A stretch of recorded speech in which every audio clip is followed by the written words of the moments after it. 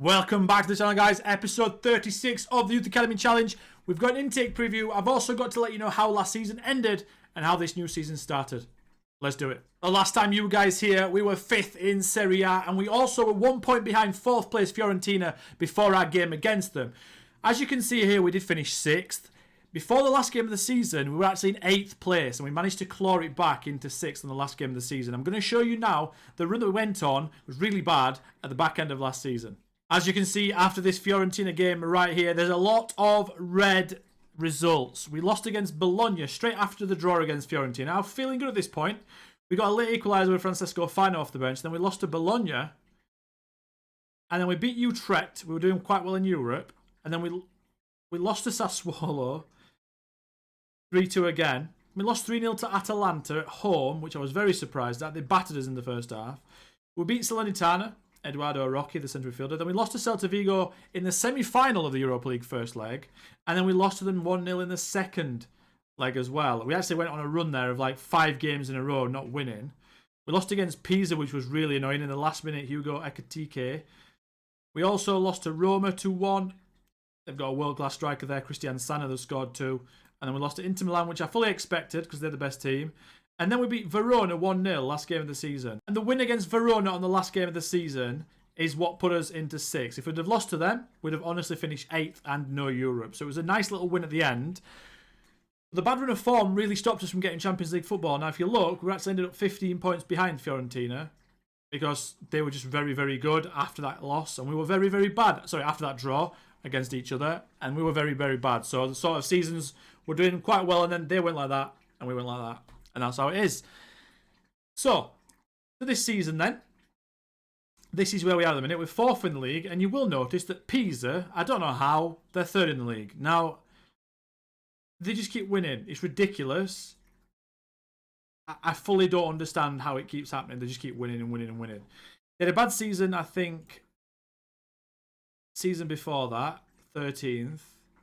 Now, they've been quite well. They've been quite good, haven't they? 7th. 13th, 10th, and now 3rd. Like, we can't shake them off. There are rivals, and like, I really wish they weren't up here. I guess in most saves, Pisa are probably languishing in Serie B, or maybe at the bottom of Serie A, like a yo-yo club. But in mine, it just seems like they're my rivals, and we can't get rid of them. They're really, really annoying. Now, we are in a really good run of form at the moment. Really good run of form. I'll show you guys. We've won 8 games in a row. We beat Freiburg as well, Malmo, and Dynamo Minsk. We did lose to Inter Milan and we lost to Fiorentina again, which was really frustrating. And to start beating Fiorentina, they're the next team. Them guys in Atlanta, who actually we did beat Atalanta there. We've also moved into a new stadium. So if you guys want to have a look, we've moved into the 20,944-seater Livorno Stadium. It was built in October. It was supposed to be July, but it got put back. June, but it got put back 4 months, apparently it said. So we've moved into it now in October. We've been there 2 months. We've also got the youth facilities. An upgrade on the youth facilities ongoing, I'm pretty certain. Or it's finished already. Yeah, of course it has. We got it at the end of the season, and it's already finished. So now our facilities, our youth ones, are excellent. We've got one catch up with the youth facilities because the youth facilities are they're combined to the reputation of your club. So as your reputation goes up, the youth facilities go up. Which I'm not sure if that's the right thing to do, but it's how it works. So that's how it is. We're not struggling for money at all. We've got 84 million. And the bank balance is looking around 80 million-ish. It's not moving up or down.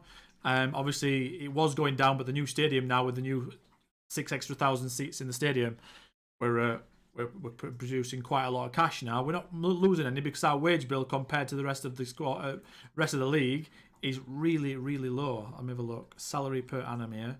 Yeah, you guys can't see it. I'm just getting rid of my camera real quick.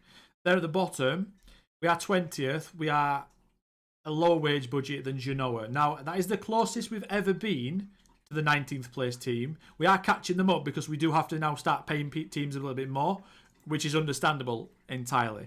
But that's how it is at the moment. No one this season is in the top 3 scorers in the league. We've got Daniele Rinai there with 8 yellow cards. You can't see it behind my camera, but we've got nobody else in the average rating, assists, or player of the matches or clean sheets. So it's we're not really playing that well this season, but we're getting results. So I don't know if that's a good thing. I have also introduced about 4 or 5 youngsters in the squad, which I'm going to show you guys now. At right back then, we've got Suim Mane, Gondo. Now, this guy looks very, very good, and I just honestly think he is going to be very, very good, and he's probably going to be our end game right back, right wing back. So he's played in 8 Serie A games, 6.94, and he's played in 6 Europa League games. He's got 2 goals in there as well, an average rating of over 7. So at 17, and he's only just turned 17 at the start of this season, he's played 14 games, got 3 goals, which is really nice from a right wing back. His physicals are very, very good. His mentals are very, very good as well, and his technicals are catching up.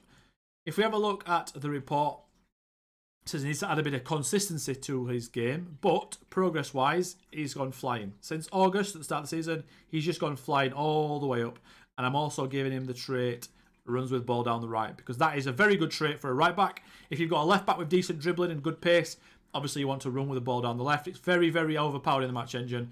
It sort of progresses the ball up the pitch. And what I have noticed the last couple of years on FM is a lot of teams don't like to tackle or put many tackles in. So if you train your guys to run with the ball, it's quite dangerous. So Gondo is coming on leaps and bounds. The 18 teamwork is helping out a lot as well. I can see that in the game. He's really linking up with his team quite well. But yeah, this guy, I think he's going to be, by the end of the season, he'll be better than Toffanari, I think. And I'm just going to keep playing him. And it's probably one of the reasons why we're conceding a bit more goals, because he's not as good at defending as Toffanari is. But it's how it has to be for now. We're still 4th in the league, right? I don't think we'll finish there. You never know. Maybe when these guys that I'm going to show you now in the first team start improving, we'll have a more solid squad. So that's why I've had to do that. So we're doing quite well at the moment, but our goal difference is quite low because the team isn't as strong as last year. So Gondo is number 1 that we've thrown in the team this season. Lucas Sedini next to him then at right centre-back. Now this guy doesn't look like he's improved too much, and honestly, I don't think he's improved as much as I would have liked, but he's played 16 Serie A games this season, 6.81 average rating, and 6 Europa League games, 6.78. So he's about a 6.8 level at the moment. There's still a long way to go for him. He's only just turned 18 as well. His value's gone up, which is really nice. He's a good Serie B player.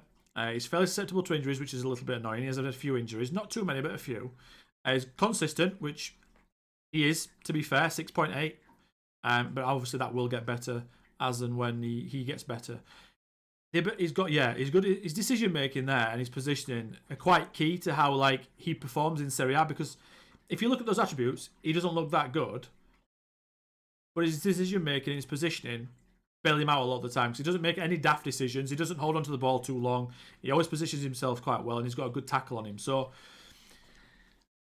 he's got the basis of a very good centre-back. Obviously, I've taken Zanotti out, so Sedini is at centre-back now, and I'm just going to keep playing him. We're going to show you his graph as well.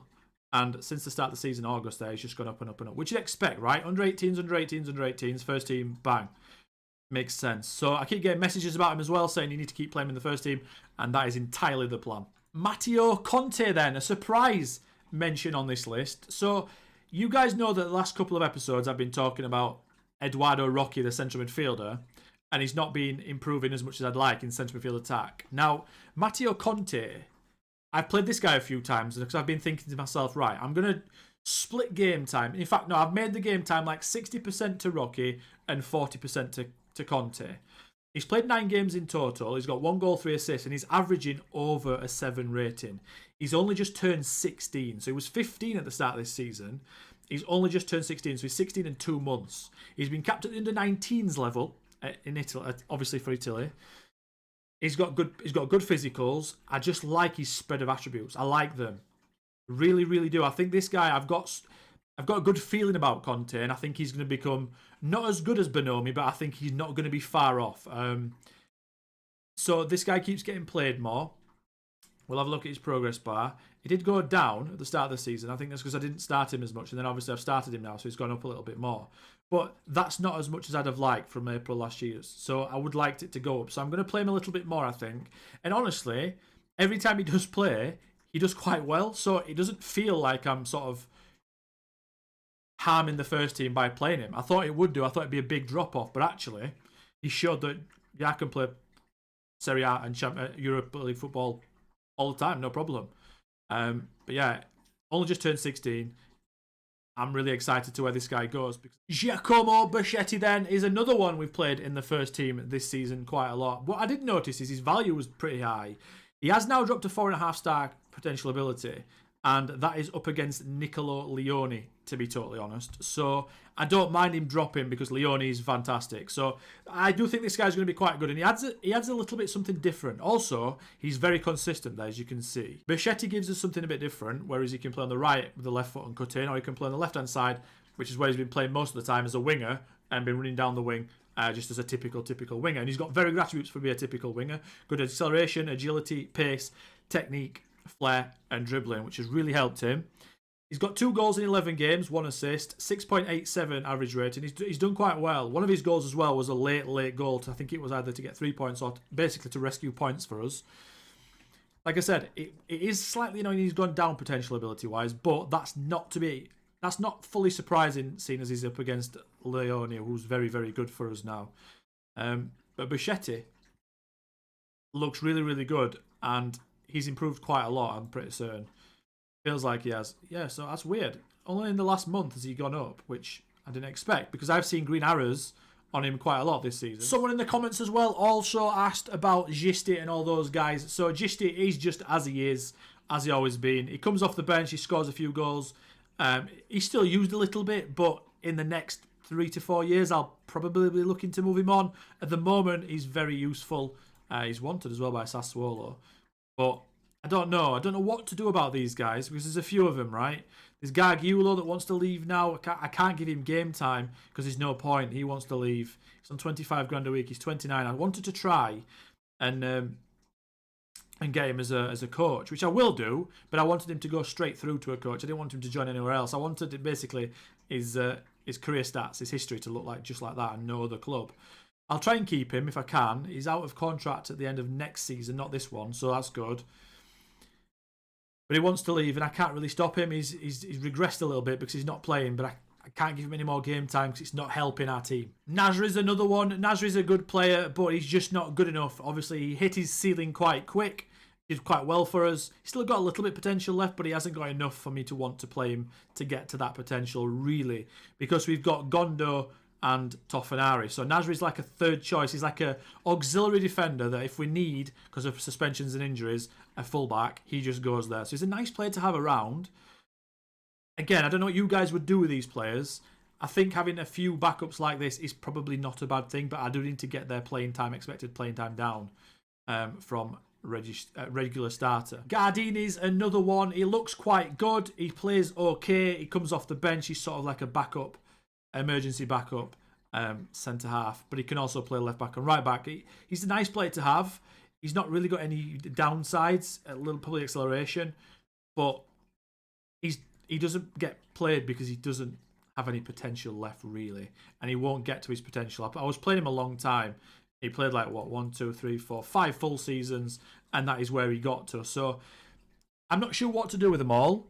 I've got Flauto as well. I'm going to show you in a second. I've got a few others, Fino, etc. Vantagiato's been released last season, at the start of this season, so he's no longer here because he was not good. He was the worst out of those guys, but I don't know what to do about him because obviously if we go to dynamics and the hierarchy, we've got Nicolo, Fino, and my goalkeeper, team leaders. So I don't really want to get rid of them because they're team leaders.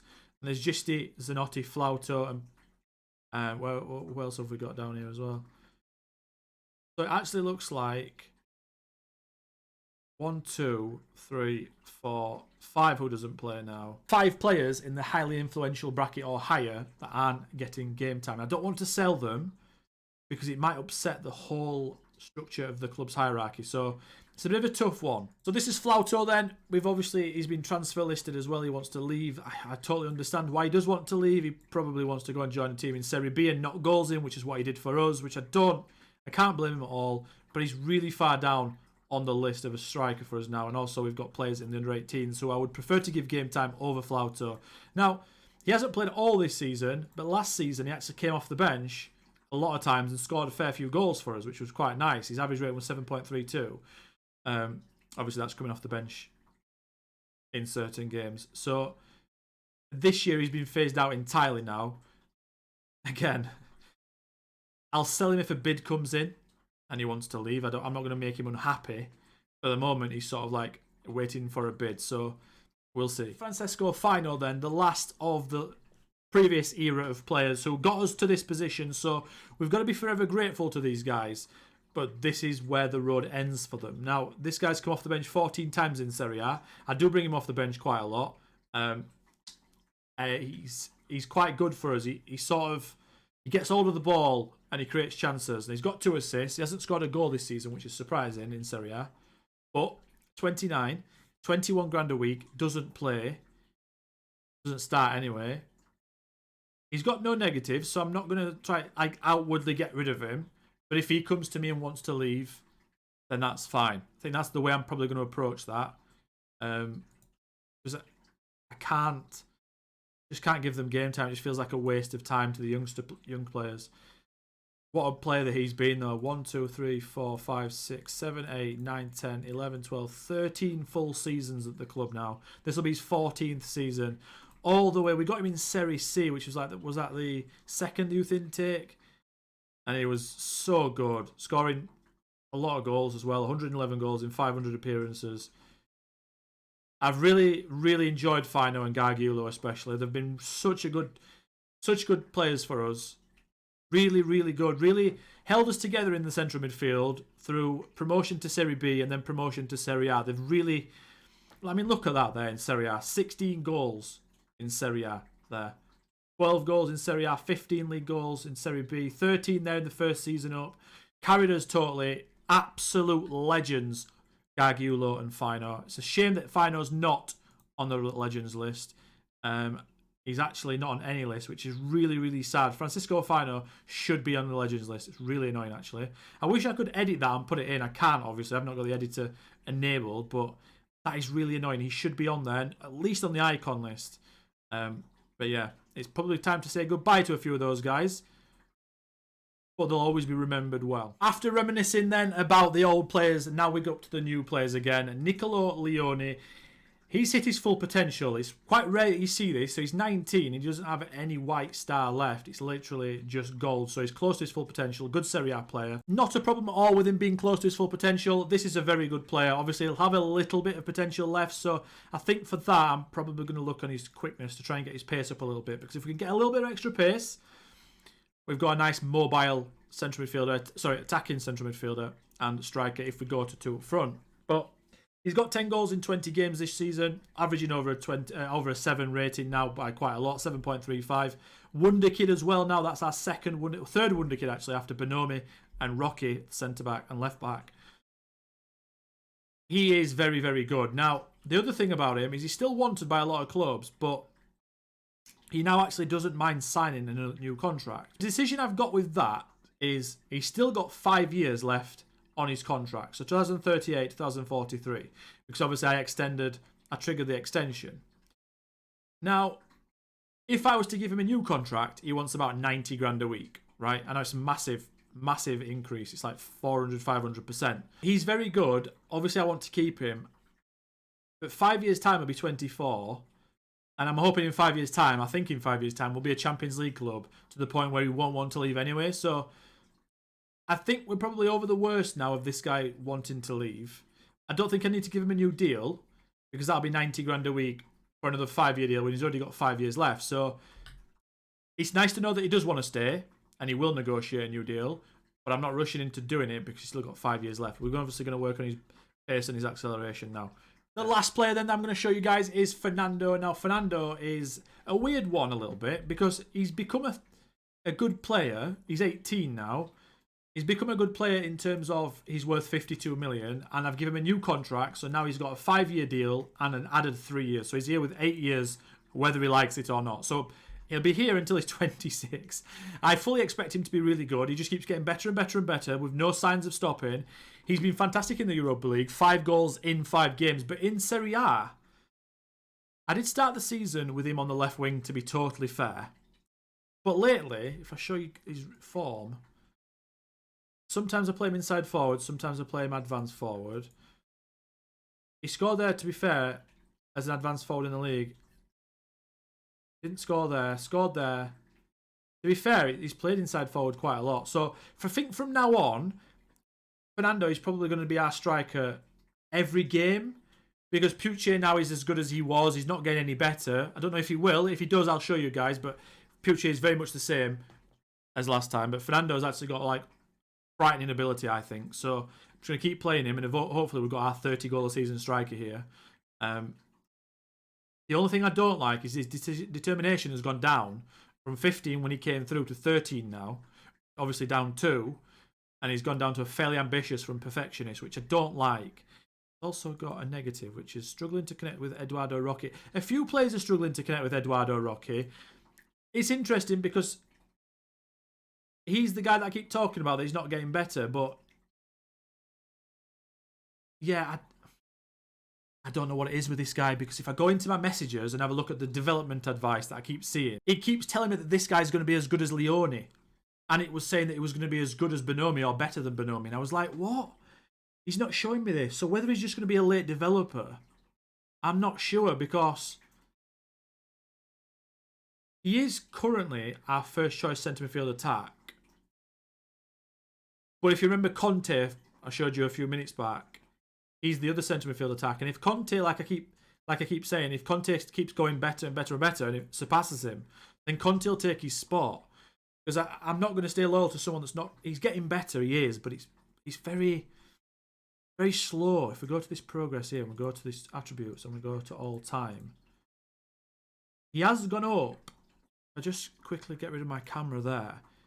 He has gone up 4 in dribbling, 2 in first touch, but he's gone down in free kick taking, down in corners, and down in penalty taking, which is fine, because that's set pieces. But why is he going down in them? Is he going down in them so he can go up in other things? That's what I'm asking myself. Up 4 concentration, up 3 anticipation, off the ball 4, leadership up 3, vision up 4. And his physicals have gone up a fair bit as well. So I don't know, maybe he's a late developer. Maybe I'm being a bit harsh on him. He's never once strayed from 5-star potential as well. So he's such a crazy situation. I don't know what he's doing. I don't know what's going to happen. I don't know if he's going to be a late developer like I mentioned. I don't know if he's just going to all of a sudden go down to 4.5 and then 4 stars and then 3.5 and sort of just peter out. Okay then guys, the intake preview is here then. We're looking at... I need a left back, an out and out left back who can play left wing back. That's what I'm looking for. I'm looking for a potential centre midfielder, and I'm looking for a goalkeeper. In fact, goalkeeper's number 1, and then full back, and then centre midfielder, because now we've got Conte. We could maybe do with a left winger. It'd be a winger. We don't really need a striker. Yeah, that's so. I say goalkeeper. If goalkeeper's up there, I'm happy. Anything else is a bonus. So that's what we need now. So, and then we've got the youth facilities upgraded as well. Remember, so this hopefully is better than last year. Might not be, but hopefully. So 1, 2, 3. Gonna do it? Nope. There we go. Oh, 4. Oh my god, they're all down the middle of the pitch. Goalkeeper, centre back, centre midfield, striker. So there's no one on the flanks. Oh, full back, unfortunately, is not there. That's E. Oh dear. Again though, minimum of 2 centre backs that look promising. A top prospect in centre midfield. At least one of our goalkeepers looks a great prospect. But we've only got 1 goalkeeper in there, it says. So I don't know, it says at least 1. And 2 forwards. Right. Okay. I mean, I'm happy because there's 4 A's in a preview, right? You're happy with that, regardless of the positions. Goalkeeper, I'm really happy about. Centre midfield, I'm really happy about. I just wish there was winger and fullback. But you can't have everything. More centre backs. Even more so pushing us towards that 3 at the back formation. But for that 3 at the back formation to work, I do need a left wing back. So that is the catch-22 situation we've got here, guys, unfortunately. Fullbacks, wing backs are really, really important, as we all know, in a 3 at the back formation. At the moment, I don't have anyone that can play there with the level that I want to be able to play there. For example, I've got Gondo at right wing back, who I trust in that. If I had a left-footed version of him, we'd be at 3 at the back right now. So see what comes through. I'll be back next episode, obviously, with updates to everything, players and the actual intake. I know this sort of video isn't as exciting as the intake ones, but I need to do 2 a season because I feel like I don't get all the information in for you guys. So I know this is not as exciting as the intake, like I said, but you guys sort of get the back end of last season, how this season started, and the preview on this one. I'm trying to make them as interesting as possible. Also, as well, guys, before I leave, thank you so much for the 5,000 subscribers. We finally hit 5,000. Honestly, if you're watching this video and you've hit subscribe, I cannot thank you enough. It blows my mind that there's people out there, human beings out there in the world, that are hitting subscribe on my things. So, really appreciate that. If you're one of those guys that do watch and you haven't hit subscribe yet and you don't know if you have or you haven't, just have a scroll down now and have a look. And if you haven't, maybe click it. That could help me out a lot. And it's free for you guys. So, yeah, thank you so much. Leave a subscription as always. Leave a comment. I love reading the comments.